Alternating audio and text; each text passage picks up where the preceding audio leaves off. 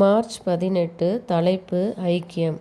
நான் இவர்களுக்காக வேண்டிக் கொள்ளுகிறதும் அல்லாமல் இவர்களுடைய வார்த்தையினால் என்னை விசுவாசிக்கிறவர்களுக்காகவும் வேண்டிக் கொள்ளுகிறேன்.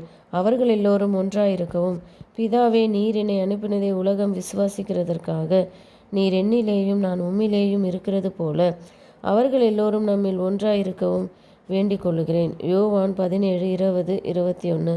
வித்தியாசமான இயல்புகளை உடைய மனிதர்களுக்கு மத்தியில் காணப்படுகிற நல்லிணக்கமும் ஒருமைப்பாடுமே பாவிகளை இரட்சிக்க தேவன் தம்முடைய குமாரனை உலகிற்கு அனுப்பினார் என்பதை பகிர்வதற்கான வலிமையுள்ள சாட்சியாய் இருக்கிறது.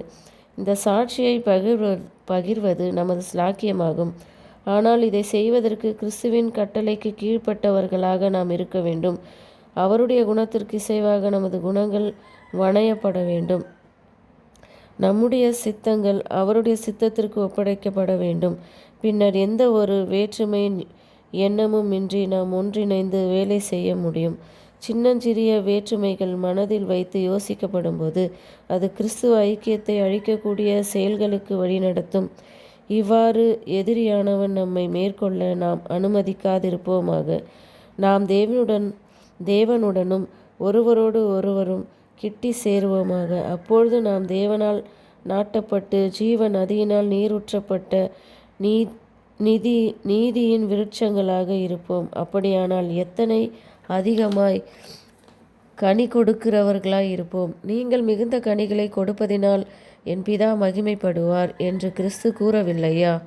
தேவனுடைய நோக்கத்தை அதன் ஆழம் மற்றும் அகலத்தின் நிறைவேற்றும் அவருடைய பின்னடியார்கள் மீது இரட்சகரின் இருதயம் நிலை கொண்டிருக்கிறது.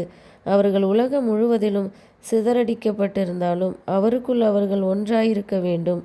ஆனால் தங்களுடைய வழியை தேவனுடைய வழிக்காக அவர்கள் மனமுவந்து விட்டு கொடுக்க முன் வராதவரை தேவன் அவர்களை ஒன்றிணைக்க முடியாது. கிறிஸ்துவின் ஜெபம் முழுவதுமாக விசுவாசிக்கப்படும் போது அதன் அறிவுரைகள் தேவ ஜனங்களின் அனுதின வாழ்வில் அபியாசிக்கப்படும் போது ஒருமைப்பாட்டின் செயலை நமது அணிவரிசைகளில் காண முடியும். கிறிஸ்துவின் அன்பென்னும் தங்க பிணைப்புகளினால் சகோதரனோடே ஒன்றிணைத்து கட்டப்பட்டிருப்பான். தேவனுடைய ஆவியானவர் மட்டுமே இந்த ஒருமைப்பாட்டை கொண்டு வர முடியும்.